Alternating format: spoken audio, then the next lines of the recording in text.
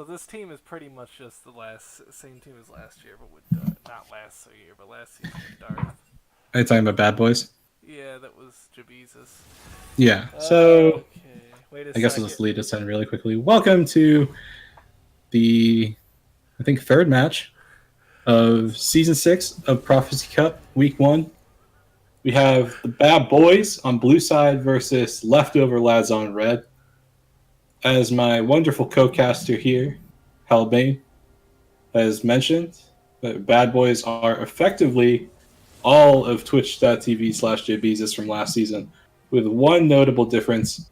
In the support role, we have Poppy Nahor to Poppy, however you want to call him, uh, as the support replacing Sharkbait. And one more thing of note to mention about Nahor is that he is sitting at 990 all-time assists in Prophecy Cup. So 10 more assists, he's at 1,000. Oh yeah, that is this game that Darth been playing since season. I don't know if he played season 1. He may. I think he did. I don't know. But either way, yeah, almost getting that 1,000 assists, but we're lagging a little bit behind here. So Bad Boys electing to ban Kaisa, Morg, and GP. Pretty interesting bans there. I think the GP is kind of a target ban, but Kaisa and Morg off the table, two strong picks. Meanwhile, Leftover Lads going for the Zareth, Cassiopeia, Kindred, trying to take two picks away from Charlie and going for the Kindred ban, which is, I think Ruby's pretty good on Kindred. Plus, Kindred actually is pretty decent in general. Yeah, Ropey's pretty efficient on Kindred, but the other thing that he's really good on is actually Camille. Ropey's had some great games on Camille, especially last season. Had some pretty stand-up performances on it. Excited to see them pick up the champ. But what I am noticing is that they actually hovered Graves, which is another really powerful jungler. And they're leaving that open, maybe almost taunting Leftover Lads, saying, hey, this is up, you should be taking it. But instead, Leftover Lads prompt for the Urgot. Oh, and they go for the Graves. Both very strong picks overall, I'd say. Yeah, sorry, just trying to get these settings. But yeah, going for the Urgot, going for the Graves, countering up with the first pick Camille, which is pretty interesting. Most likely going to be going top, but going hard and probably jungle then. I think it's going to be a Camille jungle. Going for the hard, going on to Camille is pretty interesting to see. And they return it with the Graves. Urgot, Graves, of course, pretty strong right now in the jungle and is pretty versatile overall. Picking up the Urgot, which is pretty interesting pick. I feel like it's kind of a comfort pick. Isn't the strongest top lane, but does do okay against the tanks. But I really like what Bad Boys picked up here with the Scion, picking up that strong top laner who has very few counters. Varus being picked up too, so they're making sure that they get at least a pretty good ADC in there. Kaisa and Morg are off the board, so that is pretty good for Varus that Morg is off the board because you kind of either want to have Varus and Morg together or at least not play against a Varus Morg. So Malzahar, though, being hovered. No mid laners picked up yet, unless it's Camille mid. Well, I mean, I think it's pretty important, at least in my opinion, for Bad Boys to look for that favorable matchup mid. Not because Charlie is a bad mid laner, but rather because Charlie is a great mid laner, and if he gets a really favorable matchup, then he can smash the game away for himself and snowball a lead for his team as well. Yeah, they just banning out the. I really is definitely one way to do that too, taking away a strong pick, and they going with the Jin ban though, trying to crunch the bottom lane pool, and while Leftover Lads going for the mid lane crunch here. Orion being banned, just strong overall champ. That champ just seems like her viability is always there. She's never out of the meta, and just really strong. And Charlie has had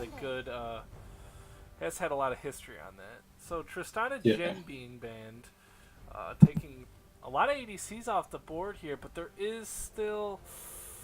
I mean, it all depends on what they want to do. I mean, MF is still there for that kind of pick, and I think MF is decent within their team comp. Yeah, I was actually thinking about Misfortune as well, but instead it's going to be the Jinx. Yeah, Jinx, I don't think is a good pick at all here. I think Jinx definitely. I mean, this is probably the most favorable matchup for the Jinx having the Varus, but I just think Jinx is just so weak early, revolves heavily around the scaling. It just has a lot of weaknesses that makes her very susceptible, especially since they picked Jinx without knowing what the other support is there. And that is what I was going to say. Nami being open is huge because this now kind of leaves Jinx in a losing mid lane matchup, regardless of bottom lane pick. The Nami Varus is a pretty strong duo together, and if you get these sums blown early on this Jinx, she will struggle for quite some. She will struggle pretty hard, to be honest with you. So Ari being hovered here, though, being left open. Ari LeBlanc, two big champions. Oh, while I was saying LeBlanc, Charlie LeBlanc. Let's go. get to see the LeBlanc. I still think I would have liked to see the Ari. I think it worked a little better in the team comp, but overall, that is not what they wanted. But they're going for the LeBlanc, so going hard for that mid lane pick, mid lane aggression against the Malzahar, who's actually a really strong pick right now. I think Malzahar is a good pick in the mid lane. So both teams still kind of going for like what's good, what's meta right now. Camille Jungle being kind of like a little off there, but we've always seen Ropi do well on a lot of champions, and kind of excited to see how he will play with that. Pretty standard summoners across the board. Teleport going on a Mal's, though. We have to keep out an eye for that one, because if he's able to hold back this LeBlanc, then that's going to be a bigger summoner. Having the teleport could be helpful, especially if the bot lane does lose pressure. Pretty sure this Jan is not going to go Ignite, though. Yeah, I'd be pretty surprised with the Ignite from Janna. Yeah, I don't But Panda seems to be sticking with it. Well, it'll change right now if it does. No, Panda's stuck with it. Look at that. So Janet going Ignite. That is an interesting thing there, I'll have to say, because it leaves them susceptible for the Camille. The Camille, of course, can go onto the Jinx, and having that exhaust doesn't negate some of her, actually a lot of her damage. She does do true damage, but that negates still a big chunk of damage. And going with Ignite is pretty interesting. Maybe Panda and Actress want to try to play aggressive. You think about Janna. Most people think about maxing her shield first, her E, as much as possible. But there is a world where Janna maxes Zephyr her W first and goes for harass and constantly tries to harass her lane opponents. Now, typically you see that into a melee matchup because Janna has the freedom to do so.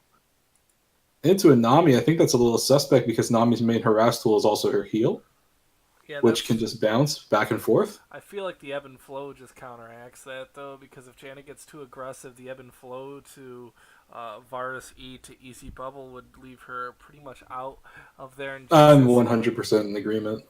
Yeah, Jinx wouldn't be able to really counter that either. Her early game damage is pretty much non-existent. She's essentially just an auto attacker.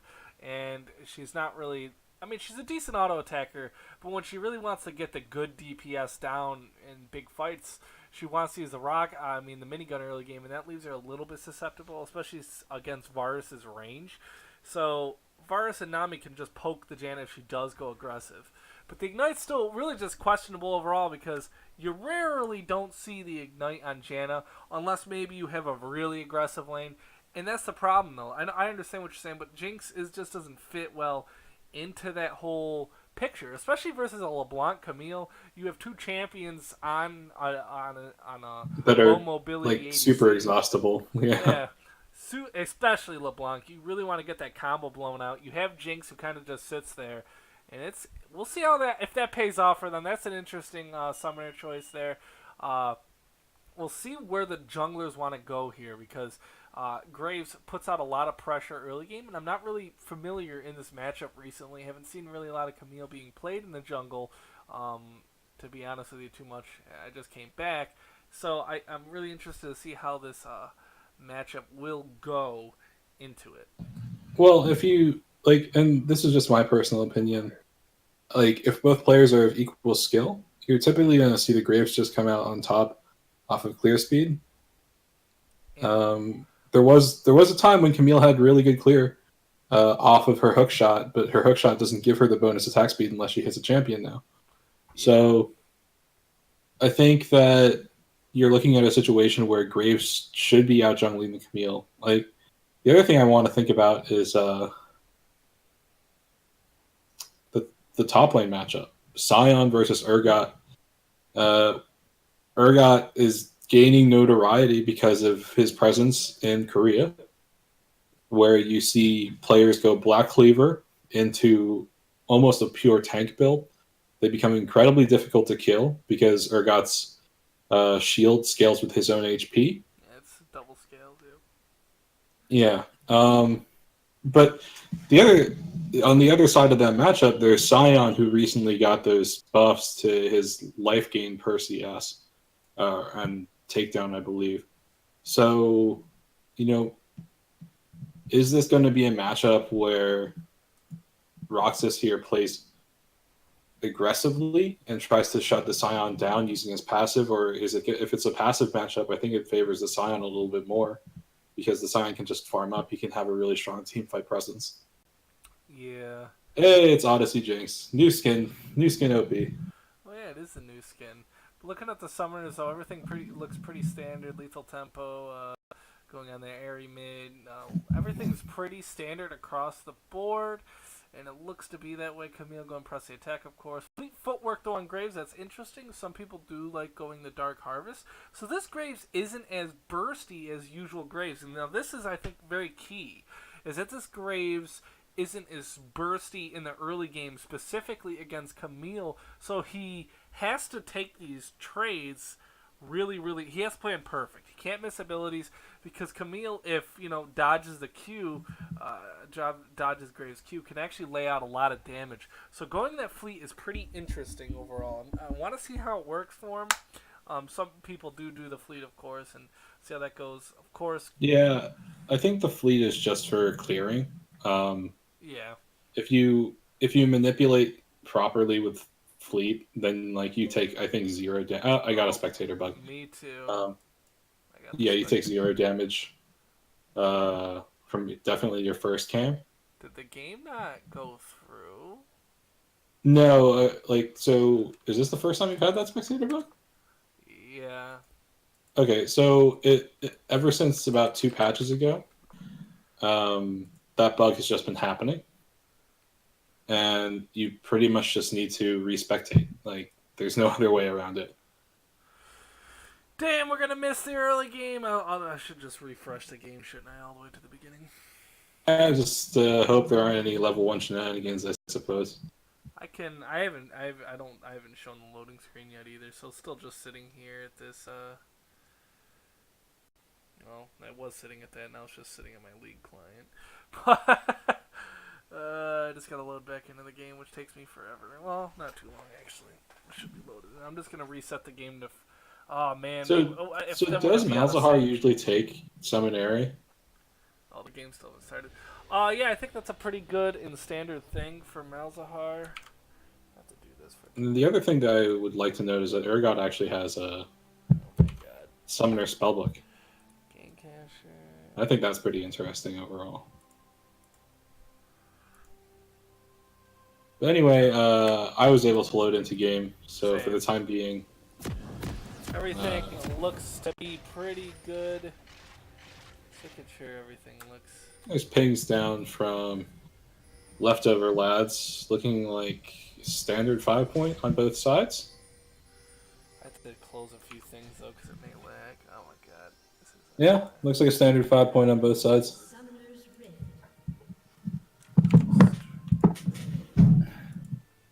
Oh, the part that doesn't seem quite as standard is that you have the mid laner of leftover lads, Salas here in the mid, as opposed to the jungler, which is what I typically see with a 5-point. Yeah. So, sorry, I was just fixing that. So we still have the 5-point and the jungler is mid. Yeah, I mean, the information is at least you don't see the jungler, so you don't know where they're starting. So you can't really guess. You have to kind of guess. I mean, either way, both teams are probably. It's not going to give them any extra information because I don't know if they're going to get that. I expect them both to just. Maybe are they going to mirror? They may not mirror actually. Looks like Gray's actually going to go for a red side start, Raptor start maybe. No, I'm going to start red start. Yeah, it looks like they both want to I start have red. seen some Graves start the Raptor start and actually look pretty successful them in high elo. So. Didn't know if he was going to do it or not. He had the fleet, so he did have that a little extra I gotta fix this. Why is this over here? 1 second, guys. I'm trying to fix everything as it goes. 15 donations. Graves going leashless, utilizing that fleet footwork to his advantage. Goes right over the pit, looks for the red invade, but he's definitely going to get spotted out. Now it's Ropey that goes for a level 2 gank after the red.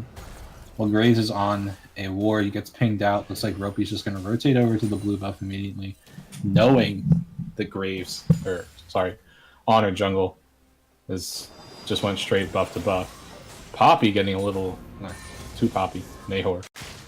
Getting a fair bit of damage off the ebb and flow there. One thing to bring up there is, okay, so Camille blew the flash, took out the Jinx's flash, and this is huge. It gives the bot lane so much pressure to work with in a lane where they were going to struggle in. I expect this to be kind of a catastrophic issue. Ooh, nice bubble. I expect it to be a catastrophic issue for this bot lane. That was a really good gank there by Ropey. And of course... I mean, yeah, Astra's down a full wave of CS. I mean... the way of stacking up, obviously, but this isn't a fun spot for a Jinx to be in at all. As Nahor just keeps using that ebb and flow to not only harass, but also sustain himself. Yeah, he's over here kind of just letting the do his thing. Oh, Panda Parade hit up by the Aqua Prison, then the piercing arrow from the Varus. Taking so much damage. They just got level 2, and Ropey's going for the dive. But it's Gets spotted out by the ward, though. Honor Jungle's also getting spotted out by the ward that Ropey put out as well. The block is moving around, could be placing a ward, but already good ward control coming. Action in the top lane though, just Sidon's getting hit up pretty hard by Roxas. Look at the ward control already going down by Bad Boys. They're already winning in that bot lane, so they just went deep in with the push. You seeing that no wards are placed in the top side jungle for him. Look at how low Astros is. He's sitting at like 5% health almost. Yeah, this was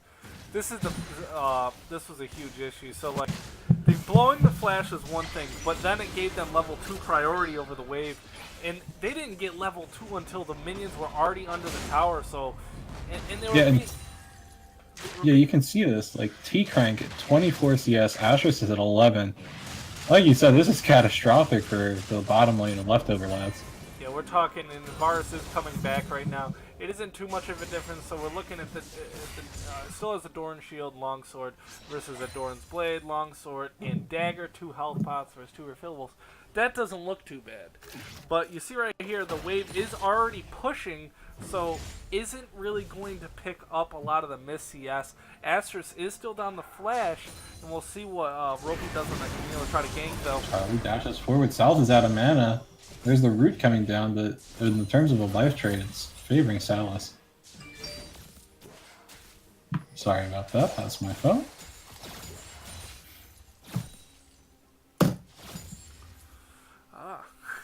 So 27 CS 21. Jinx did close it up a little bit. See down here, Nami trying to Flame Chompers.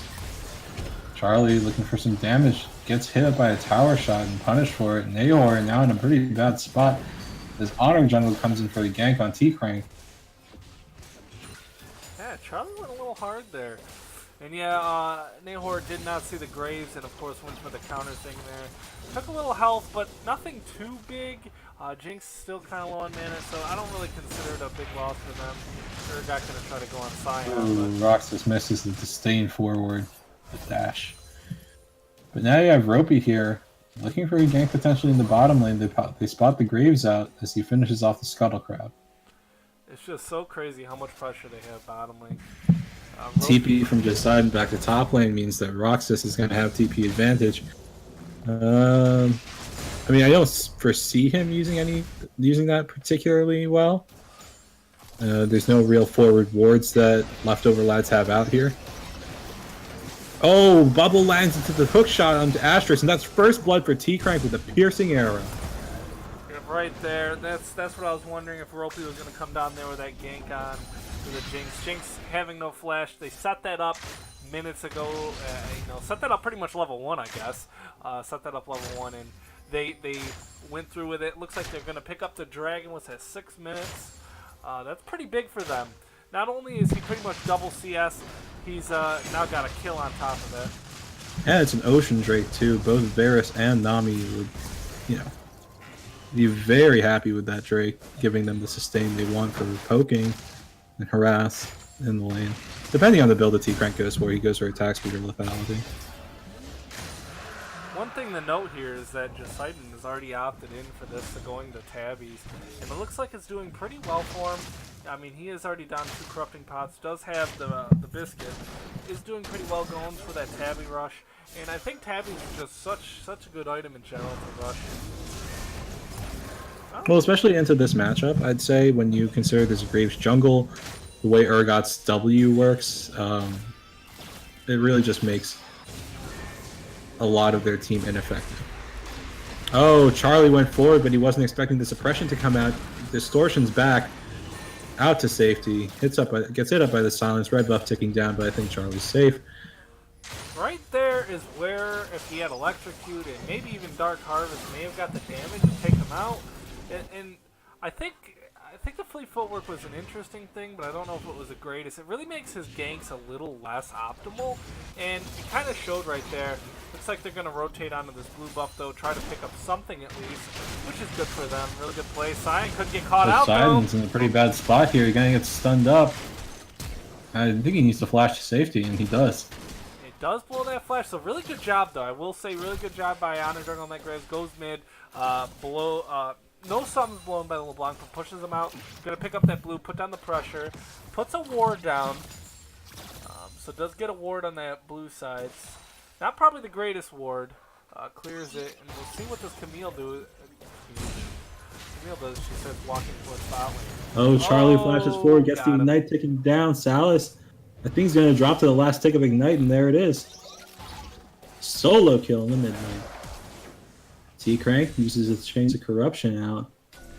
Yep, of course, Flash coming out from Jinx to defend that, and Camille is bot lane, and this is exactly what she doesn't want. The Flash is down again. Astrus is now sitting there in a weakened state instantly because of that Flash. No real escape. And Roki has Hextech Ultimatum available. If he goes for this gank, they can probably pull it off. But instead, you see Charlie and Roki sitting in the jungle here, looking for that blue buff, I think. Honor Jungle has no idea that's happening, by the way. Oh, here comes the Nami ultimate Tidal on the wave. bot lane. Flash hook shot into Hextech Ultimatum means that Astrus goes down. Now Panda Parade as well. Great tower dive from the bad boys. So 4-man comes through the bot lane. Yeah, Ropi playing this Camille really, really well, using her as that quick burst kind of jungler. And, you know, Honor Jungle is trying his best, but he really isn't making any play. It seems like he's just falling a little bit short. He's getting the peanut butter, but he is not getting the jelly. And well, I mean, you can look at the difference here. Like, Honor Jungle is only 200 behind Ropi. But when you consider the fact that he's 61 CS to 43 CS, it's like Honor Jungle has just been farming a lot more than Ropi has, whereas Ropi's been looking for those aggressive plays, looking for those ganks, and he's getting rewarded for them, getting flashes blown, pulling off kills, and just abusing this bot lane matchup. yeah, I mean, he's definitely playing, I think, Potential 3-on-3 in the top lane. Roxas gets hit up by the Awkward Person, goes down to T-Crank again from the piercing arrow. I think he definitely should have been looking for that, but that's the biggest issue, though, is that the Graves is effectively, what I mean by getting the peanut butter, not the jelly. You know, the Graves is blowing a flash, but then doesn't do anything about it. So, like, Camille, you know, that was actually set forward in motion by T-Crank, blowing the Chains of Corruption to blow the flash.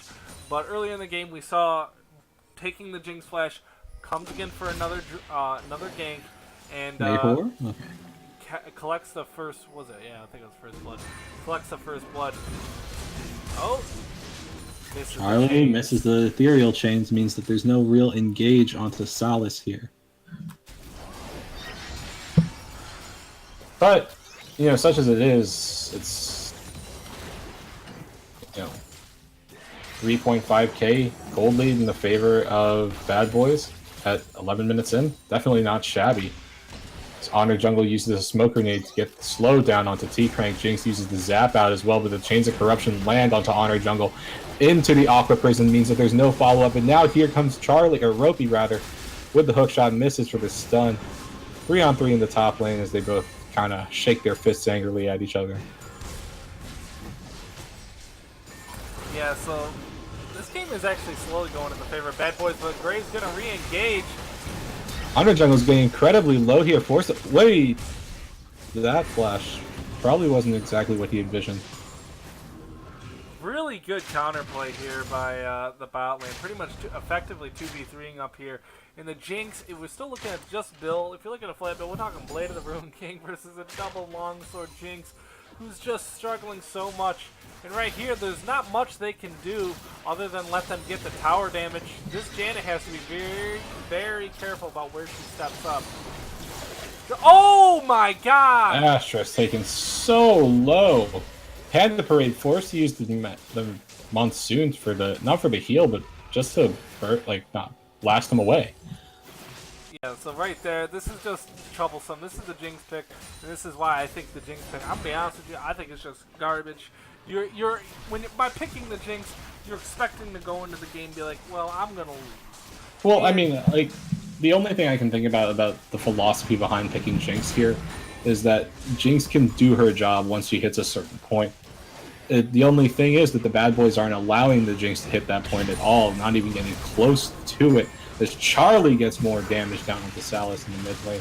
But here comes Roxas getting, I think he popped Ghost there, as Charlie dashes away, gets this, now there's a suppression down as gets pulled in by the Urgot ultimate. I mean, yeah, you get the late game and the Jinx does fine. Oh, there's about to be a fight. Poseidon's in a pretty bad spot here, so is Ropey. He might be forced to ult away. Yeah, he does. Screams cowards. I don't think that he can survive here, though. As Roxas gets hit up by the knockup. Tower shot's taken down on him, but now it's Honor Jungle who's in a bad spot. Is Roxas goes down to the minions potentially? No, just goes down to Ropey's auto attack. So yeah, 1-for-1 there. Just not bad considering that Bad Boys still get the dragon out of it. Push shot finds its way into Panda Parade into Aqua Prison for the kill. Well, I don't know. That's questionable what's going on here. I think Leftover Lads is overstaying this a little bit, but Ropey is going hard. Well, the ultimate from Malzahar is not available. Malefic Visions, I believe it's called, or no, Nether Grasp. Nether Grasp. Oh, Malefic Visions is the E. I'm sorry. Grasp, right? Yeah, it's Nether Grasp. Thank you. But like going into that whole thing, right there, if you watch the fight, Graves just was not really into it and had just a targeting issue. He struggled to either go on the Camille or onto the Scion, and just because of not being 100% on the same target, Scion is able to survive and they're able to pick up the counter kill. Graves wasn't there for the dive in time just because he was playing around in the pit and not knowing what target to go on. So because of that happened right there, the counter kill comes out, and overall it ends in the favor. What was it? Was it 2-for-2 or 2-for-3? 2-for-3. Oh yeah, Janet died for absolutely no reason. Yeah. Janet did get caught out there and die. So 2-for-3 for Bad Boys. They definitely didn't lose there. But Leftover Lads just not really playing a clean game, and it's definitely a showing into this. Already though, you see your Bad Boys going with the clean macro plays, going and try to pick up the mid tower next. And just Scion is doing so well against the Urgot right now. He's not winning. He's completely content to just play the lanes like this, just farming and getting more and more health while Urgot is also just farming it out. But now it's Charlie looking for the solo kill onto Asterisk, gets the chains down, but Asterisk flashes away to safety. Yeah, just this Jinx is just pretty much being bullied this entire game. Do not bully the Jinx. And ooh, Rox is taking a few tower shots. He's trying to get some tower damage out. I do feel his pain though. Tanks are pretty strong in the meta. He's unable to really do enough damage and break through the wall that is Scion. Urgot does, Bad Boy's going to pick up the Rift Tail in 16 minutes. It's going to be big for them. See where they choose to use it. They could use it on the mid to guarantee the outer and maybe try to go for an inner. And or they could just try to hold it. Malzahar is pretty decent at wave Well, I mean, though. it's a 3-minute timer, so they have some time to think about it. You have some time to think about it, and that's why I'm interested to see what they will do. But just looking at the Urgot and Scion matchup, they both basically double scale off their W. So what I mean by that is their defensive abilities are just improved more by getting more HP. So while you were saying, you know, Urgot shield gets them more HP, but Scion also does that. So Scion's just getting tankier and tankier, and Urgot is trying his best to just break through that giant wall that is Scion, and it's just not really working too well. Yeah. I mean, I think on the other side of that, you can consider the fact that Scion, his kit gives him more HP just for last hitting, whereas Urgot doesn't have anything like that. Yeah, Scion just pretty much gets more tanky just for doing whatever he wants to do and killing minions, which he does pretty effectively. He actually is pretty good at wave clear, which is, I think, what makes him a little overtuned. But that's for another day. But right there, they pick up the outer turret. Really nice pressure by Ropey. He's been playing this game so well. Chains proc on him, but it looks like there's not going to be any commit. Probably a good idea. Since we have the time, oh no, we don't have the time. As Otter Jungle gets caught out block there. Double bubble coming out. Double bubble from the Nami into Hex Tech ultimatum kill for Ropey as he gets blasted, or he jumps back over the wall. After securing kill on the Rojas. Now there's another grasp going on. C-Crank, I believe. Yes, it was, and that's going to be an ace. Okay, now they do have this Rift Herald. They're going to use it mid. They're going to try to get this inhibitor, which is going to completely break this game into their favor. I think it's going to be hard. I think it's been in their favor for a little bit now. Yeah, but I'm saying, I mean, I think the game is kind of just going. If they get this inhibitor, they would have to basically intentionally lose the game to lose this. This gives them so much early Baron pressure, and it's only 18 minutes. Handle. Oh my God! Almost getting caught out. All that damage from Charlie. Yeah, Charlie just. I mean, you know, like that actually gives me a pretty good segue into what I wanted to talk to you about, and that's the Panda Parade has had this Ignite the entire game, has never had an opportunity to use it. In that situation, Exhaust is pretty useful. Like, although Panda did survive, you exhaust Charlie. Charlie is in a really bad spot there.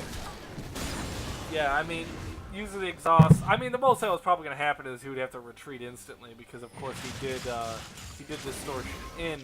But just this Ignite was just not a good call by Panda Parade, Jana, because it just didn't make much sense. It only made sense if you maybe have like a super aggressive lane versus, of course, the passive lane. Like maybe we're playing against.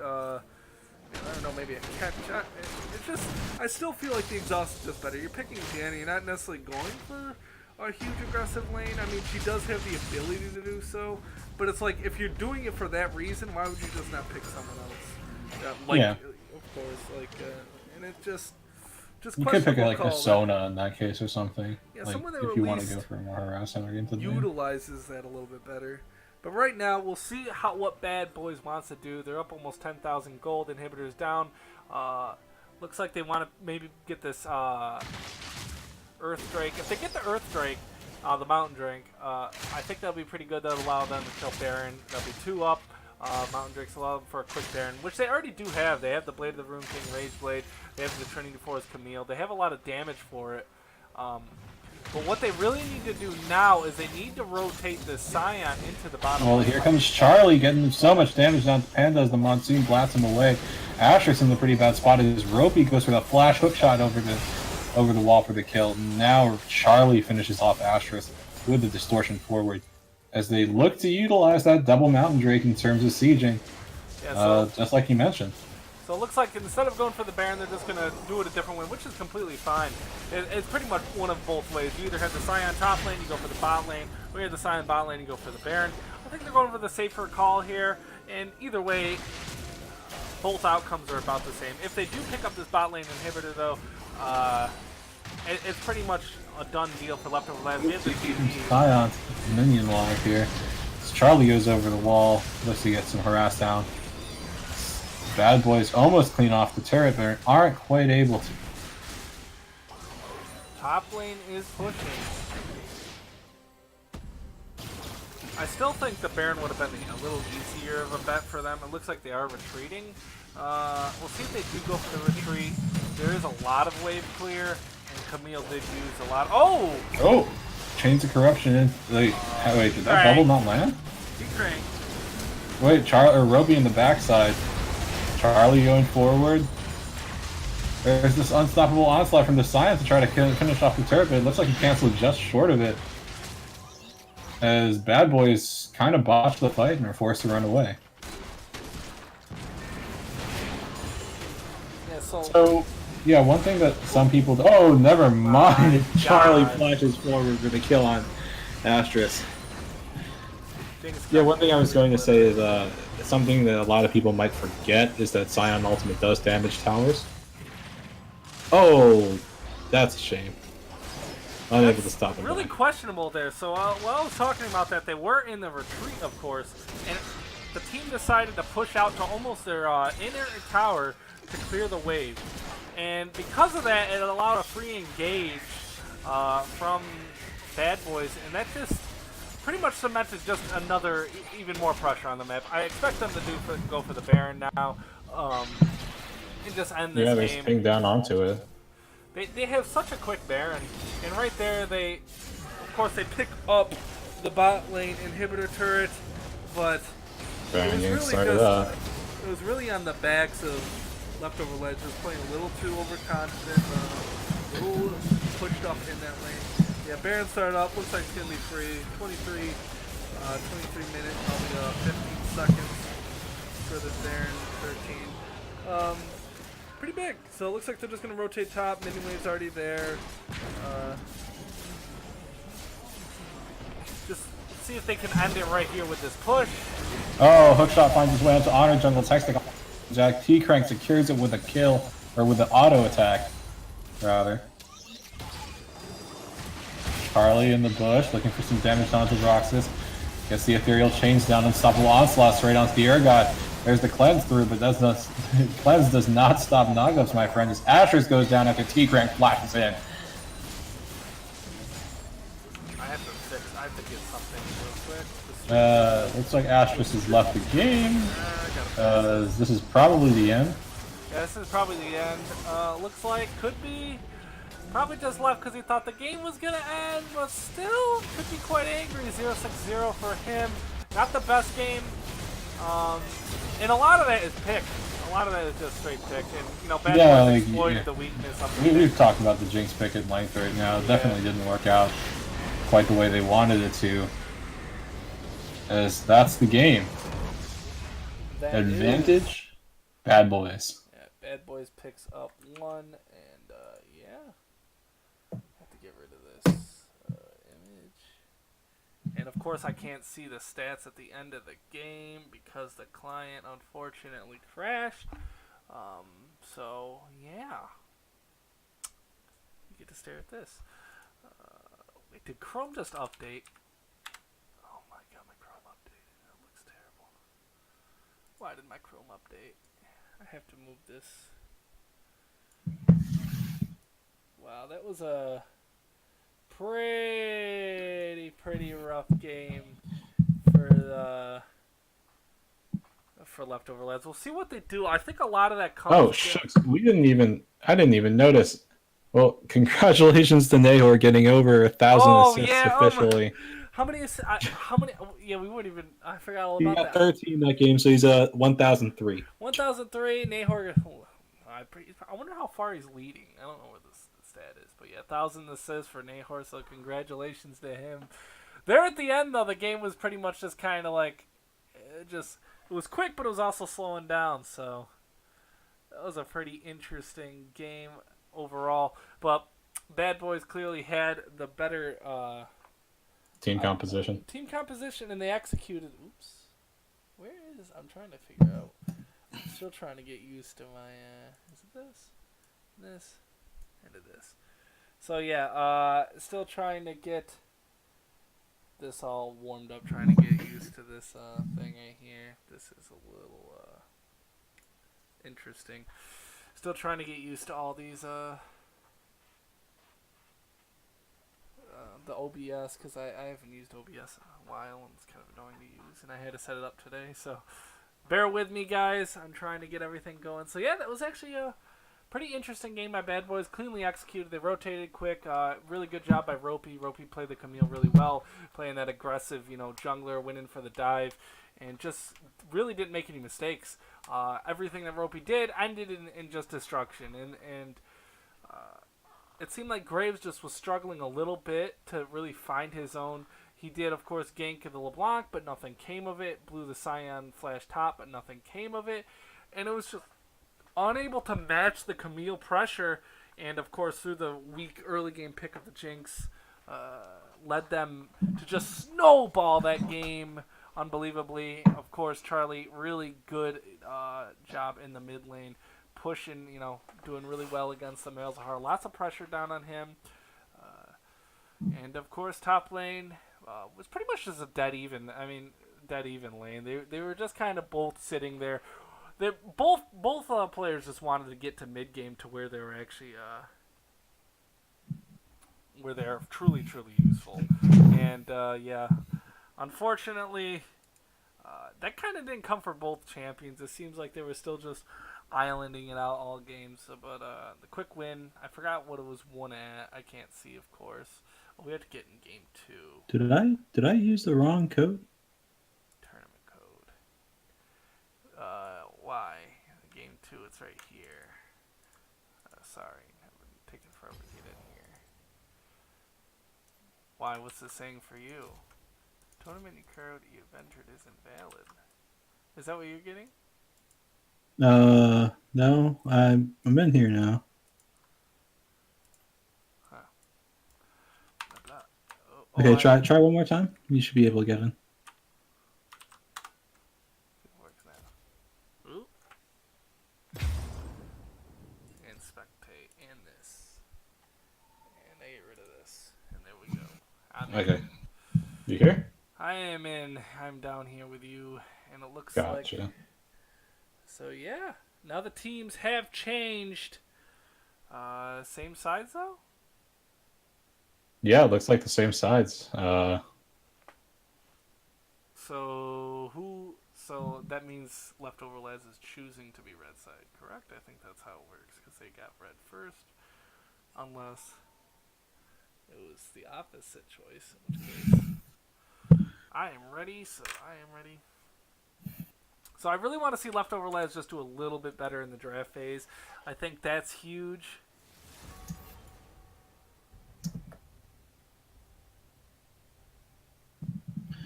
Yeah.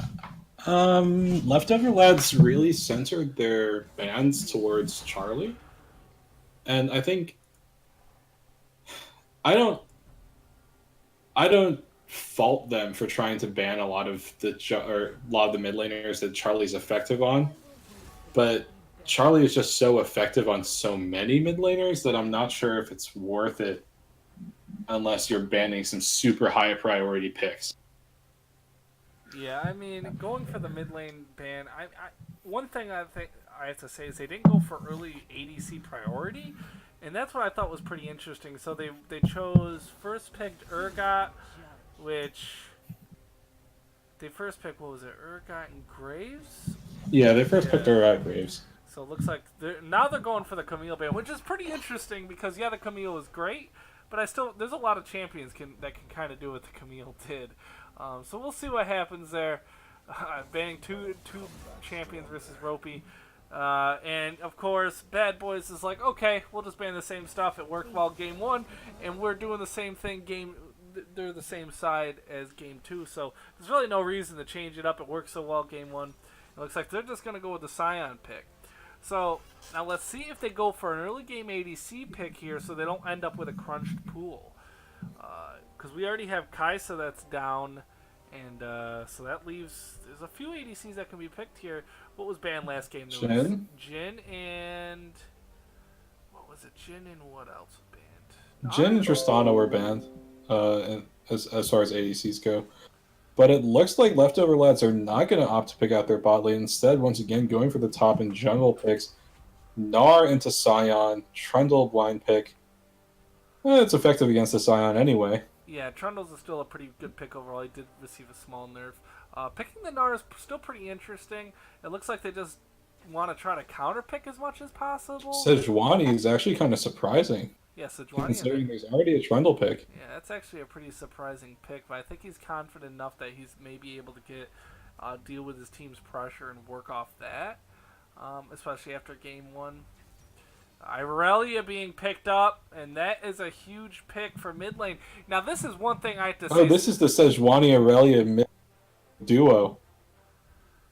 Yeah, so this is huge, and this is weird. Where picking the Gnar, I don't think was necessarily good in this rotation. It just seems a little too early, and still opting not to pick the ADC again. But they do get another pick, so technically both teams are still locked out of ADC. They do get the first pick at the ADC, but Yasuo being picked up is pretty interesting here, especially versus the Irelia Sejuani. I'm not sure how I feel about it. Really not sure how I feel about that. And yeah, I mean, they banned Varus. Now Jin's banned. They banned T-Crank Swain. It's probably just going to be a Tristana ban from Bad Boys again. Tristana banned, so that would leave them with. Okay, so at this rate, their priority clearly is Jinx. So they can't pick that again, I don't think. Vayne is still there. Vayne's pretty bad. Could go for MF and try to go like a hard lane. Just like a hard stop and lane, but you're going to have to beware for the Sejuani pressure. Theoretically, you could go for Ashe, I think. Could go for Ashe, but I feel like it's going to be a little troublesome versus that team comp being unable to really kill those. Lulu being picked up Oh, so instead. they choose to pick the support. So they're just Definitely not a bad. Like Lulu's. okay. I don't think she's. I'm not sure if Lulu's the most blind pickable support. Yeah, I mean, they're really playing an interesting game there. They're playing a really, really, really interesting game. Oh yeah, I don't know how I feel. T-Crank Ezreal. Oh yeah, Ezreal. They could have picked Ezreal last game, but yeah, T-Crank just gonna go for the Ezreal. He's had games on it before. It's not necessarily the greatest pick, but it isn't bad, and I think it still actually works really well within their team, and it works well against the other team. A lot of mobility. We'll see what Nami is still open. They could go with the Nami again, or they could go bigger backline. I still think Braum is available. I still think Nami would actually be a good pick here. Something aggressive. Whoa, Bard. So yeah, so they do still have this kind of aggressive bot lane / and he still has the playmaking ability. So we get to see Nahor's Bard. Kind of excited to see that. So we'll see what they Leftover Lads picks in return here. Man, I just really don't know. Yeah, I'm not sure what they're going to. Twitch Lulu definitely is a reasonable combo. It is a decent combo, but we'll see what the junglers do, because at this rate, Ropey can still kind of repeat what happened with Game 1. Yeah, that's true. And they could still repeat in Game 1, put the pressure on the bot lane, and just blow this up. So yeah, just looking at the team comps, though, I don't really know what Leftover Lads is necessarily going for. Like, what are the strengths and abilities of their team? You got Gnar and Yasuo, two interesting champions that go together, and I don't know how I feel about them. You know, Yasuo likes that quick engage. He likes to be able to either, have someone go in instantly, and I mean Gnar has somewhat the ability to do that, but there's a lot riding on the Gnar bar for that. To do that, and Yasuo likes to be able to just come through a fight, either get someone to get his ult, or have the CC and initiate so he can move around a fight to get his ult off himself. And I just don't think that's going to be easy to execute necessarily. They do have the Trundle pick, which is pretty good against Sejuani. But if Ropey plays anything like last game, and they do pressure these lanes, which they have the Irelia, they have the Sedge, they have the Ezreal Bard. If these lanes get a little out of control, Trundle's going to have to be hot on counter ganks, which he is good at. Top lane though, Gnar versus Sion. Gnar does slowly start winning that lane. In the beginning, I feel like Sion just kind of does okay in it, and then Gnar just starts kind of running away. Once he gets a Black Cleaver is where Sion really starts to take the hurting um, in that lane, and that's still a long ways away. Gnar has to really work to get that. Gnar is really. Sorry, I'm trying to make sure that everything is bitrate and everything's going fine. Not really takes a while to get that Black Cleaver anyway, so see how Yeah. these team comps go. Ignite on both mid laners though. Exhaust this time on Panda's Lulu, so it's much better, especially versus an Irelia. It's good to see that exhaust. So they're playing it at least a little bit defensively. If they had exhaust last game, I think the bot lane would have been changed a lot. You would have stopped a lot of that early game damage from Camille. Yeah, there would have been way more survivability. And I think I'm not going to say they lost the game because of an ignite to an exhaust, but this I think brings up the point to a lot of players that one summoner can make a huge change, and I think that was a big oversight on their team. Was going for the ignite over the exhaust. Okay. So yeah, Panda. Like, I can understand you saying that exhaust doesn't stop a 3 or 4 man bottom lane, but exhaust does stop a potential. Like in certain situations, does stop your AD from dying. And I mean, I like what I am going to say as a support to the argument is that I can see you using exhaust in the game way more than I see you using that ignite in that, like in all of those situations. Like you effectively had no summoner spell in that slot just because of how stifled you were in the bottom lane. And that's not me flaming, that's just me like analyzing the game such as it was. Like at least retroactively. But yeah, just it's not about the dive where the exhaust would have mattered. It's prior to the dive because the prior to the dive is when the kill from the Camille happened onto the the Jinx death happened where the game kind of just left in way behind. Yeah.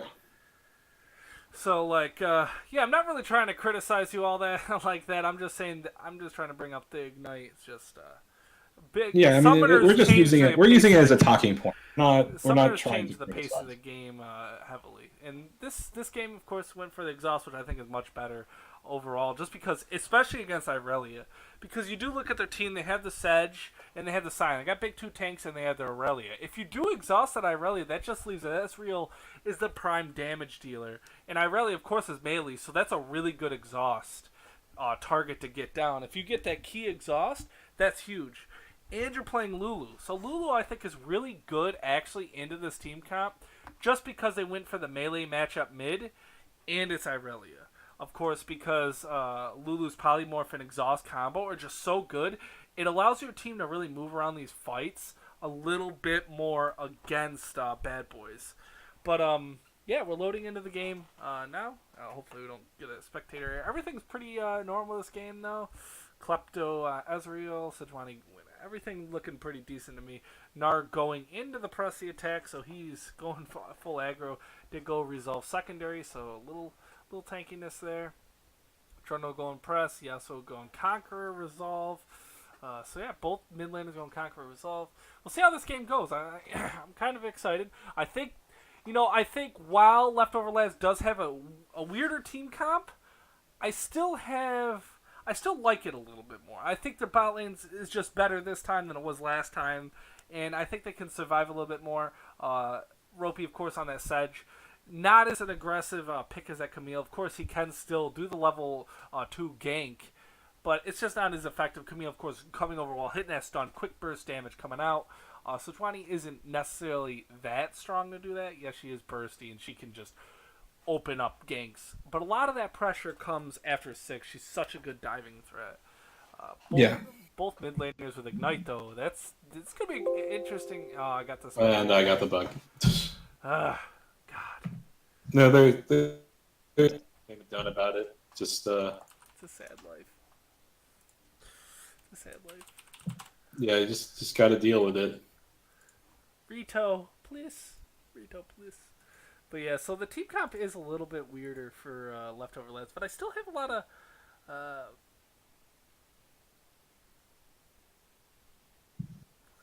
Uh, I heard.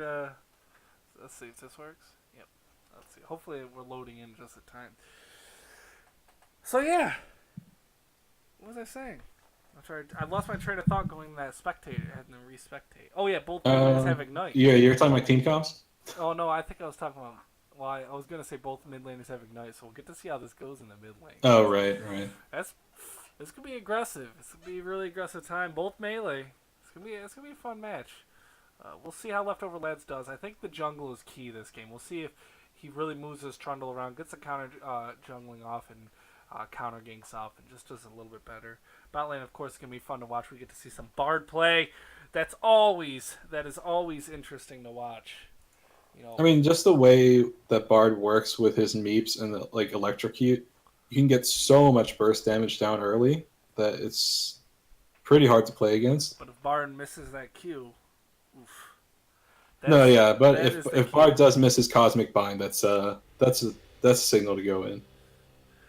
Let's see. I gotta do left team is prop. I did just change this. Nope, that's not what I want. What's more? You're not gonna see the game yet, guys. Sorry. I run different monitors, so it makes everything more weird. Loading up onto the Rift here. Yeah, everything I loaded in, and I'm not gonna miss anything. You're probably not, of course, not gonna miss anything either. So Yeah. let's see these item starts. Oh, pause. There's a pause. Ooh, this is really off center. This is really, really off center. Oh yeah, it is. Go ahead and center that bad. Why does it show that leftover lads have a 1-win? Did I do that? It says left score. I added a left score. Oh no, I didn't. Yeah. Fake news. Give them their second. Okay, there we go, guys. Sorry. I have to. I need to change my ADC rage quit. Okay. Anyways, talking about the team comps though, and what we were talking about. We'll see how they play the jungle in the early game. I think is going to be detrimental. I mean, the early game is kind of what gave Bad Boys everything. I mean, mid and bot did fine. I mean, yeah, Charlie was putting on the pressure, but not a lot came from it. Everything was kind of played through the bot lane, like 100%. And we'll see if they can repeat that again. If they can't, I'm interested to see what the other lanes do. If they play through mid, or you know what leftover lads does. If they get a lead, they play through top, they play through bot. What they do, it's still anyone's game, and it's a fresh game, so you never know what's going to happen. Yeah. You could get completely shit stomped 15 minutes game one, and then you can just come back and sweep them in the series. It's entirely possible. There's just I think a lot of last game just came down to, of course, team comps, and there was a few misplays, but if you look at it, it just seems like Jinx blew flash, Jinx died. Okay, they pushed tower. Yeah, just top, got to get that push mental tower. reset down. Like Just game gotta get that one, reset, yeah. just a bad game. Like move on, go next. But it looks like there's some R's in the chat. I think both teams are very capable of winning this game and having a good time.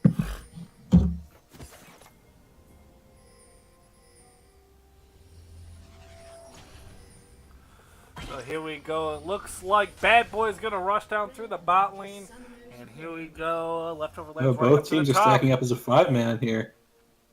2 5-man stacks. Talking about 5-man, Bard is so strong on a level 1. So strong against the stack. It's a champion you have to be very careful about. Oh, Well, Twitch does see him. I He think gets spotted out here, but I don't think anything. I don't think it's going to matter. There's the glitter lance from the Lulu. Gets some damage down on Nahor. But hey, like 2 ships passing in the night, they greet each other. Yep. Luckily, Twitch got to see that. Oh, another damn pause. Please don't tell me. Okay. So yeah, Twitch, of course, seeing the team, which is really good. It kind of stops the invasion from happening. Bad Boys didn't get any wards down either, and they're going for. they're going for that red side start again, which they did last game. So starting opposite sides, and we'll see how that goes for them. Doran's Blade start for Yasuo, by the way. He is definitely going for this aggressive start. I really opting in for the Corrupting Potion, going for a little bit more survivability, and this is going to be an interesting time in the mid lane. Yasuo going with that Doran's Blade. Both bot lane, both ADCs going with the Doran Shield. They're both pokey, Bard and Lulu, so you want to stop that. And of course, Ezreal's pokey by himself, so good to do that. So 3 wards being used on the side of leftover lads in this level 1 defensively, and I think that was the biggest victory that Bad Boys picked up. I was able to get the wards out and do that as best as they could. Yeah. 3 wards on 1 invade. There's still a lot of wards going down, and there's going to be quite some time till they come back. And another key thing is that 2 of the wards that did go down were on that bot lane. And if anything, like last game is an indication, Bad Boys does like playing through the bot lane. So those are 2 key wards that they did get out with that invade. So this gives them a slight advantage, especially in vision. We'll see, though, what Ropey chooses to do. If he chooses to go for, of course, level 2 gank again, chooses to go aggressive again or not. So, yeah.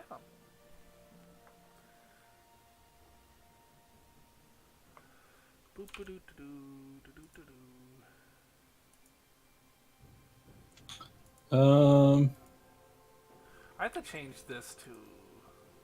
I have to change my video. Yay. Oh, wait. Game's back on, man. Yep, sorry. Yeah, I just subscribed. So anyways, I just subscribed, everyone. Congratulations. You won. I subscribed. No. It's kind of funny to subscribe while you're casting. What do you even do? Thanks, myself, for your awesome subscription. Yeah, just give yourself a pat on the back, you know. So yeah, I gotta change my video to board list. I don't feel like doing it right now. But anyways, blue, opposite side start, red to blue. So blue starting red, red starting red. So yeah, there's a color crisis going on, guys. Color crisis. You're not starting your own team's color. You're not starting your own side's colors. Bad omen. Well, there's a slight difference in how the jungles are pathed this game. You see the honor jungle rather than pathing towards the blue, going into his own jungle? Oh, wait, no, he's looking for the scuttle crab right now. Going for the scuttle crab. Ropey is a little bit low.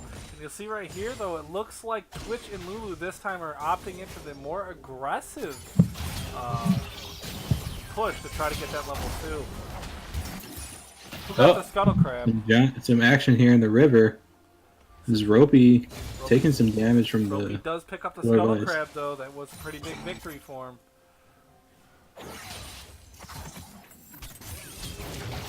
Oh, Knight going down. Charlie gets the solo kill. Yeah, Charlie going for that solo kill. And the corrupting potion works out. Well, Cosmic Vine doesn't get the stun off onto Astrus, but he's forced to flash away as the Knight starts ticking down on him. Exhaust went out, and I think the exhaust... Ropey's here in the top lane.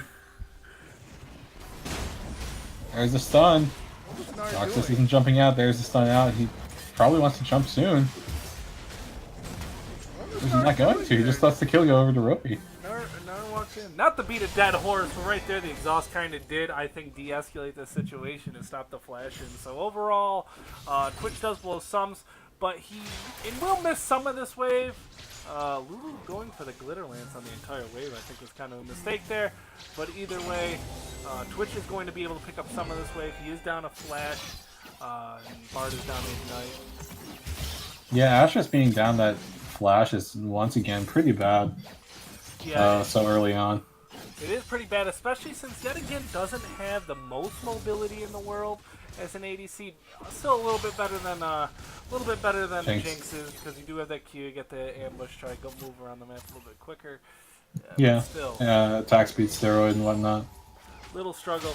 But right there, didn't fall too far behind his CS, so not the biggest loss in the world. Is out that flash, but we'll see what Honor Jungle does at Trundles. You see right there, he is in the blue side's red jungle, and if he hovers around the side and can keep the pressure there, it does kind of negate. Oh, Salas going forward now. Stun finds its way onto. Oh, now he's ganking the bottom lane. Honor Jungle gets the Pillar of Ice down. Pop Nahor healing shrine, but it's not quite enough to keep him alive, as it's Honor Jungle picking up the kill there. Yeah, ooh, Salas barely dodging the stun as he finds the tornado proc. Yeah, so right there, Trundle is putting a little bit more pressure down in terms of jungle, especially in the opponent's jungle. And right there, he walks down, picks up the kill onto the Bard, and that's a big pickup. I mean, yeah, the push doesn't get the kill, but this does help him win in a lot of ways. No sums on Bard right now, and T-Crank did have to blow his heal on that Ezreal. Meanwhile, Ropey is mid, gonna get caught up by that ward. And this mid lane is actually all action. I love how the camera just pans back, and that's what you see. Ox is taking a little bit of damage after the roar. The Slayer gets procced on him, but it's the hyper procs that turn it in Roxas' favor. Is now Poppy and Ropey looking for Astralis. Yeah, so you're looking at that, you see the, oh, Nar going in on the going Scion! forward, gets the hyper proc down, he has the... What the hell? I guess camera... And Josidon flashed away to safety, so I think that's why the camera panned away. Yeah, generally the camera pans away, sometimes it's right. It's about right 85%, I would say 90% of the time, but sometimes it misses something. Oh, there's Arctic Charge onto Salas. Oh, but the... Wind wall! Huge wind wall! What Oh a my play. god! Huge wind wall, but he blocked 2 abilities with that single wind wall. Oh my god! That was a really... Blocking the stun and the ultimate from the Aurelia is so key there. Yeah, it blocks both abilities, and a really good counter gank by Trundle, executing this pick wonderfully. Also making, of course, the aggressive play. Actually, in top lanes, the Gnar goes into the... Ashes gets stunned up. That stun just literally threaded the needle there. Not that that Yasuo play was there. Red team gonna pick up the first dragon. That's a Cloud Drake. You know, not the best first dragon, but you know, not a bad first dragon. I think it actually does help them a little bit, especially in the bot and top lane. Gnar giving a little extra movement speed. Oh, T-Crane getting caught out a little bit as Nahor has to use the tunnel into enemy territory. He uses the blast cone to get back over. Honor Jungle is going to be getting the kill there with the auto attack. Now Charlie looking to get a response off as Flash is blown all around. There's the stun onto Panda Parade. Honor Jungle going a bit forward, but he's running out of mana. I don't think he can keep going there. 1-for-1 trade there. Nice job by Charlie coming down for the counter gank. Pretty much made everything change the pace for them. It wasn't just a 1 kill over, it was 1-for-1, so really nice job by Charlie there. Ropey is staying bot lane onto this, he's not level 6. Astralis did not get hit up by the charge, means that Ropey and T-Crane can't keep going. This game though, much better play coming out on the jungle. He was moving around this map much better, and he's putting down the pressure. Sion's gonna ult back to lane, that's what that was. And right here, the bar pick isn't paying off too well. And I think a lot of that is he's pretty hard to execute. He is a pretty hard to execute champ. And yeah, while he is pure poke with the Ezreal, the execution is really hard. So when you have the Trundle that's able to come down and get the gank, but now here's the roam. He does roam though. This is where it's deadly. Stun misses. Charlie looking for the kill. Does might take him down, but I think Salas stays alive. Yeah, no, Salas stays alive. Look at that. A key, Flash to safety. Key tornado. I think there was a key tornado in there. Yeah, there was. Oh, T-Crank! Ezreal pulled the trump card off the top of the deck. He's like, you thought you lived, and that is going to be Is that shutdown gold? I think it was a small amount of shutdown gold going to Ezreal. Yeah, it was 450 shutdown gold. So a little bit of shutdown gold going to the Ezreal. Not probably the champ you want to get that shutdown gold going to, as you know, if Ezreal's a carry. yeah, I'm saying he's not the that you want to get the shutdown going. I'm talking about the other team. Okay. My bad. Yeah, because you know, he already has the Sheen and tier core. He's already starting to ramp up into the mid and late game, but definitely though, Leftover Lads having much better time in the bot lane. Doing really, really well there. All lanes doing pretty good. Top lane is winning. He's getting closer and closer to his Black Cleaver and putting down the pressure on the Scion. Mid lane slightly behind in CS. Man, this is actually a really fun mid lane to watch. Yeah, it's very dynamic with the way Yasuo and Aurelia play. They're very aggressive, and I think that once Yasuo gets the Ooh, core item, Anthrace taking a lot of poke damage. Trundle here The though. difference between game 1 and game 2 is that Honor Jungle has just been sitting in this bot lane. Yeah, he has been sitting down here, and you see right there, they have the red side is already pink, so they have that. So it looks Oh, like they know nice he's game there. sense from Nahor to just throw the Cosmic Bind in there and get the stun off. There is that pink. There is a control ward in their tri-bush. Is yet to clear, and I think that's just because they're worried about the threat. As you see here, they do have that forward ward to see if anyone walks into it, so they're not too worried about the control ward yet. Sejuani just gonna put the control ward up, not even clear it yet. Oh, there's a tornado, or no, not necessarily a tornado, but you get my point. Yes. Knockup. Does get the knockup. Does not use ult. I would think that would be a little suicidal, but you know, very aggressive on this Yasuo. You know, suffered the first blood, but never gave up.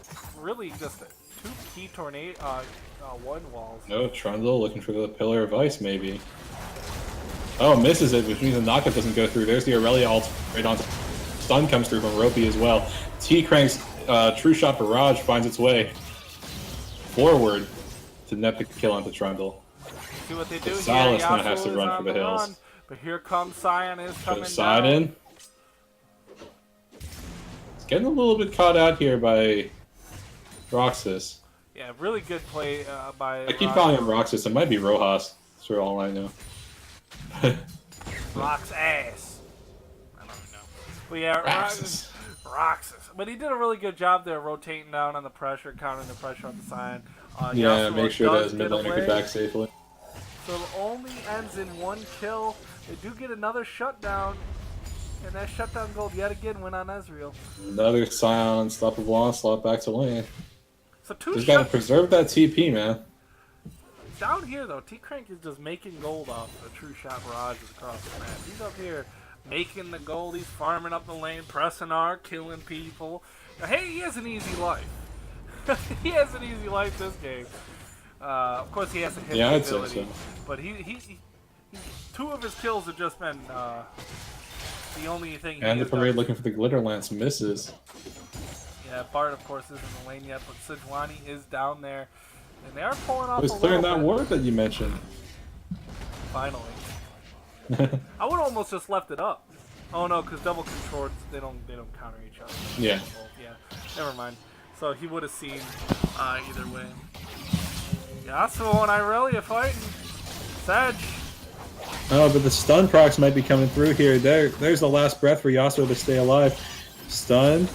Waiting for it. There it is. Another kill for Charlie in the mid lane. Yeah, Salas on that Yasuo has just had. Oh, Trundle. Oh, this is going to be a dive here in the top lane. Gnar into the tower. As Poseidon's in a terrible spot. Gets hit up by the... Oh, Flash is out, but that's not good enough. Yeah, Honor Jungle just using that huge ult, just taking the tankiness away from Scion. They're going to take that kill. And we see a race here for first towers. I think bad boys are going to pick it up. They're going to pick up a dragon too. We'll see if they get the tower in return. Scion does have that teleport. Sejuani is pushing towards the bot lane though here. Oh, sorry, my game froze. Happens. Yeah, first Anyway, tower coming from bad boys. And there's the response. and second This is drag. a much closer game than it was last time. Yeah, it's a much closer game. Look at this. Look at this. Nahor wants to pour it in. Oh, there's the miss of the ultimate, but I'm not sure if it matters. Asher's is going to go. His Storm comes through with the early ultimate. For another 4-man in the bot lane. You know what I'm noticing? I'm What? noticing something. I'm watching Bad Boys play, and all I can think about is it's still they play exactly the way they played when they were Easter. They win through mid, dive bot with all their glory, and Joe is just in his own lane. He's just up there trying in his island. They just leave Joe on his tank. Though. Yeah, they leave Joe on his tanks. They don't really care about him. They're up here, they're down here just diving, and they're playing pretty much a similar way as I've always seen this team play, of course, because top lane is an island, man. this is pretty much the same exact. 3/5. It's about 3/5 Eat Street. Well, they still play the same. But yeah, huge play. Looks like Trundle's caught out. Maybe not. Maybe caught out here. There's the Pillar of Ice. He uses the Subjugate to stay alive, get a little bit tankier.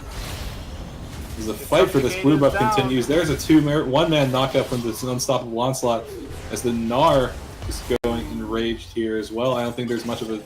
Oh, double flash forced by the Bard ulti. Can't even remember what it's called. Yeah. So yeah, looking down here, you got... looking at the game, you're having just a lot of trouble something that's coming out of Yasuo. He had that huge mid play, but outside of that, he's had a lot of problem executing the pick 100% of the time. Look at True Shot Barrage coming up from T-Crank. Looking to just maybe cut the wave a little bit, keep his bottom lane tower a bit safe.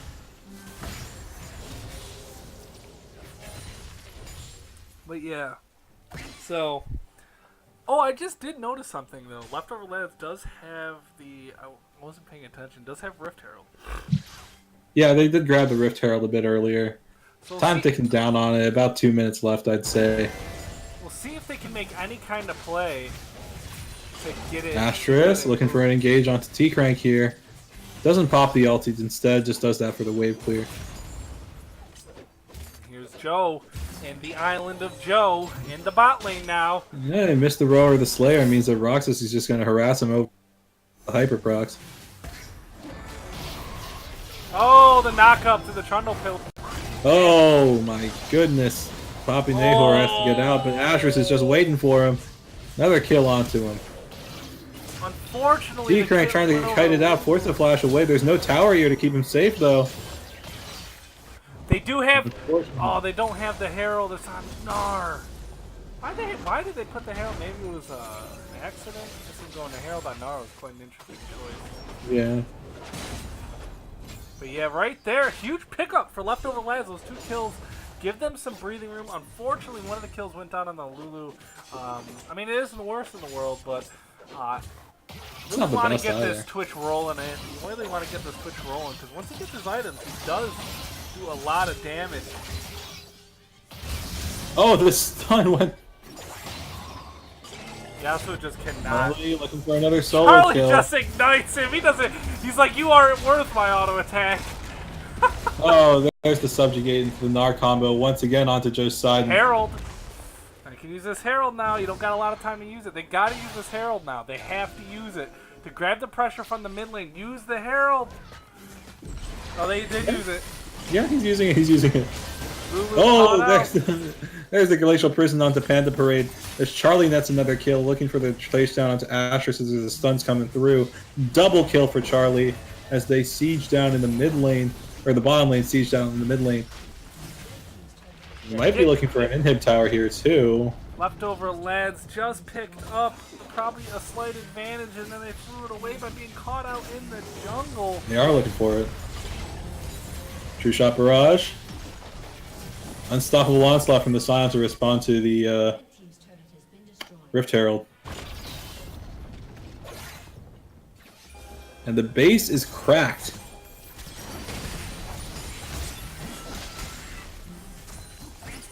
The base wide open. 18. Wait. Oh no, they didn't get the inhibitor this time. Last time they got. No, the base is cracked. I didn't say it's. Yeah, I know, but I was looking. I was like, ooh, it's almost the same time. But I was remembered they didn't get the inhibitor. Yeah, it is almost the same time, isn't it? Our cast of the games are very similar as yesterday. This game, though, is not as similar as the game last. Yeah, they're kind of moving at the same momentum, but it is a lot Ooh. closer, and it isn't through bot lane this Does time. T-Crank have his... No, he doesn't have his Mirror Mana yet. Does not have Or mana the... yet. Whichever Looks form. like Yeah, Leftover it's Lads Mirror is Mana. gonna pick up a free Oh, but it tower looks like here. Leftover Lads are just going to take this mid tower for free. There was no response from Bad Boys. So that's just a free tower. Dragon is up. Now, it isn't over for Leftover Lads. They do have this Gnar, and they have the possibility. The problem is they really got to get this Irelia, who could be caught out here. Oh my god. Yasuo was not part of that. Oh, but the Tempered Fate to stall it out might be enough. No, it's not. Oh, Charlie is able to grab the kill onto him anyway. As the Glacial Prison comes down onto Panda Parade. There is no Yasuo Last Breath available. Honor Jungle's going to be going down here. T-Crank's Mystic Shot. Salas now getting caught up by the Decimating Smash. There we go. Double kill for T-Crank. As there are pings down into the mid lane and the bottom lane for the Bad Boys. Good job. And I will say Nahor did an amazing job with that Bard ult. Got his team in position for the counterplay and kept Irelia alive. Just enough time for his team to come in with the response. And here we go. They're going for the Infernal Dragon. Be their second dragon of the game. And I don't think... Third dragon. No, their second dragon. Oh, okay.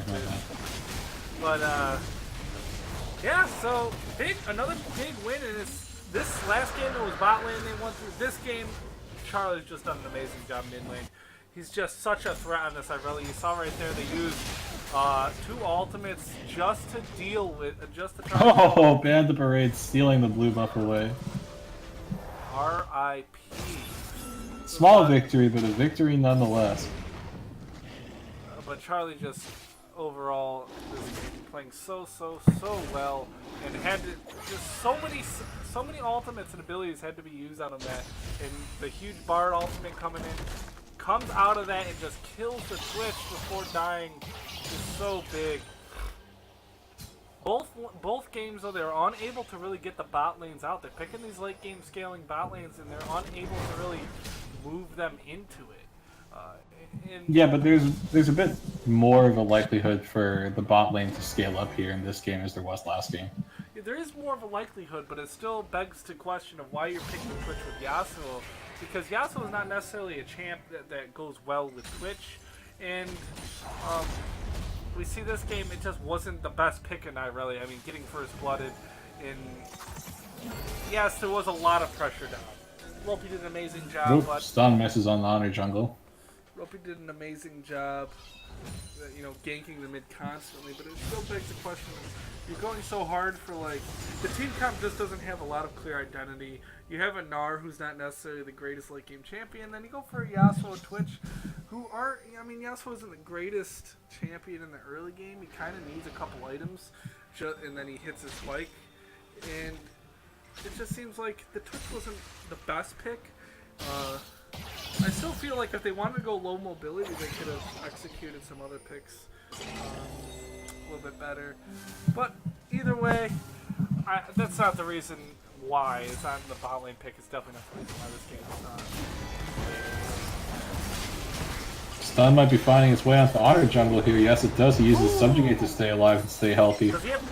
Oh, Tempered Fate finds its way onto 3 as Charlie's getting set up here as well. There's the Glacial Prison down onto the blue loop as Charlie nabs the kill for himself. There's the ultimate coming out from the Irelia as Leftover Lads disengages. Yeah, they disengage there. Charlie's just so big on this Irelia. I'm kind of questioning why Roxas is just pushing bottom lane without TP here. It almost seems... I'm not saying that's what it is. It's like, okay, just do whatever you want to my team. I mean, to be honest with you, even if Gnar was here, he wasn't going to be doing too much. Well, I mean, Yasuo and Gnar are getting some good pushes on. They are getting two good counter pushes. They are getting the tower gold. I think it is better for Gnar to be away unless it's a game-ending situation. Just because you look at his build, he's going lifesteal second. He's got Black Cleaver. He's not necessarily that tanky in a team fight, and unless he gets a huge engage with the ult, he's not going to be bringing too much to the team fights. But yeah, we're seeing some pretty good Bard play. I'm gonna be honest with you. I've seen some really, I think the last two Tempered Fates have been just on point for them. Yeah, absolutely.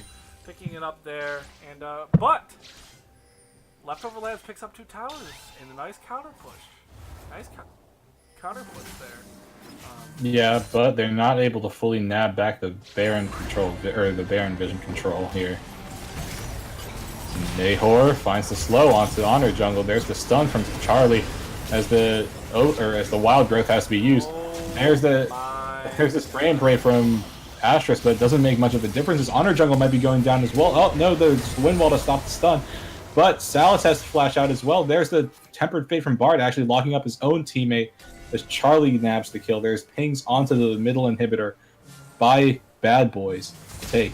But it looks like they want to take the Baron instead.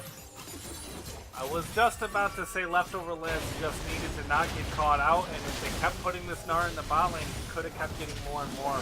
He was clearly winning that exchange, and this is catastrophic. And oh, we got the one-on-one. Gnar versus Aurelia. Charlie. Oh wait, no, Nahor's here. I was actually wanting to see that fight. Did Bard actually? I mean, did Sion actually knock Baron? No, there's no way. I mean, for a second though, it kind of looked like he knocked him up, but it may have been not It might have actually been knocking one of Baron's him, but like animation. the animation. Yeah, I almost had the animation like got knocked up. That's really interesting.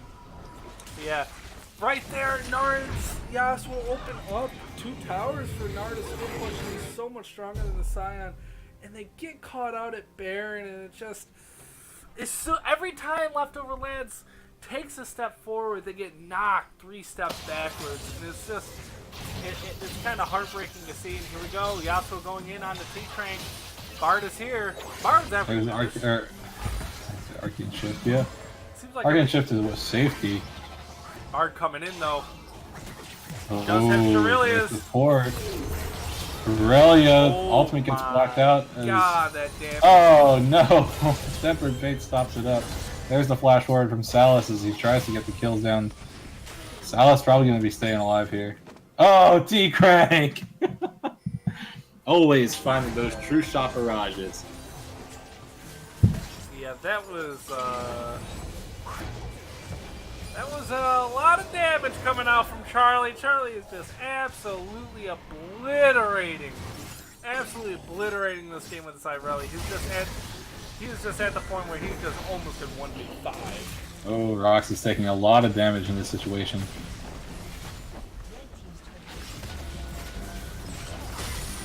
Loki with a nice flat stun. Ooh, Like Panfrey getting caught up by the Glacial Prison again. Honor Jungle might be the next target here in the Bad Boys' eyes. Oh, it's actually Ropey that fell down in this situation. Salas has respawned. He's looking for the knockups. Only he finds onto Joe's side, and that's not the target that he quite wanted. T-Crank still firing out the arcane shots. Yeah, there's a tree shot barrage. Leftover Lads. Mystic shot. That's what it's called. I don't know. Oh, Astralis. Nice stun there. Charlie Nice kind of shot. off more than he could chew though.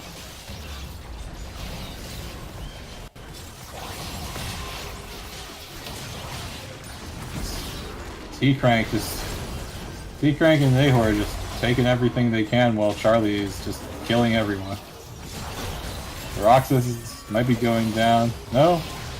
Oh, Charlie finds a 4-man stun, gets so many gets 2 kills, gets 3 kills! Oh my Might be getting god. 4, quadra kill for Charlie! I told you that they're like 1v5 level 22 and 7. Charlie leads his team to a clean 2-0 victory over the Leftover Lads. And I can't see the damage again, unfortunately. I really wanted to see Irelia's damage. Here, let me see if I can see it. So yeah, maybe we can try to get an interview going in 1 second. We have a really great game there by let me see. Really great game there by Bad Boys.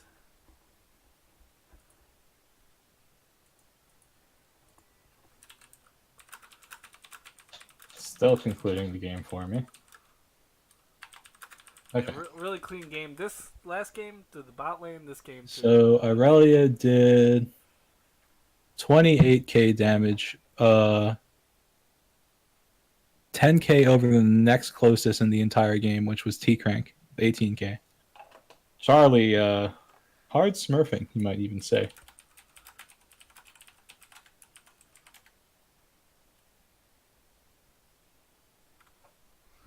Yeah, he did so much damage. Yeah, that's just an insane amount of damage from Charlie there. Yeah, I think we're gonna try to pull Charlie in for the interview. Okay, let me see if I can find him.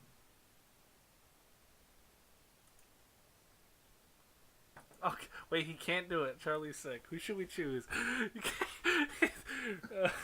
If not Charlie, I would say Nahor. You want to go with Nahor? Yeah, I mean 1,000 assists.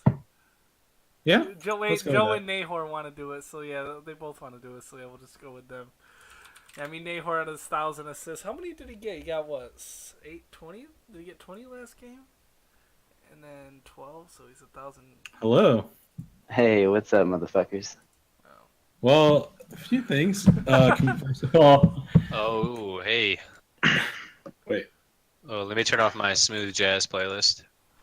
Ooh, so we got 2 here? yeah, we're doing Nahor and we got Joe. Hey, my boy, DJ, what's up, man? Okay, well, first things first. Nahor, congratulations for breaking the 1,000 assists milestone. Hey, I appreciate it. What can I say? Best support in Prophecy Cups in Season 2. I think you're sitting at 1,021 after this series. Oh, snaps. Catch up to me, baby. No one can. No one's good enough. Next week we got Vaughn, just a little shout out. I'm gonna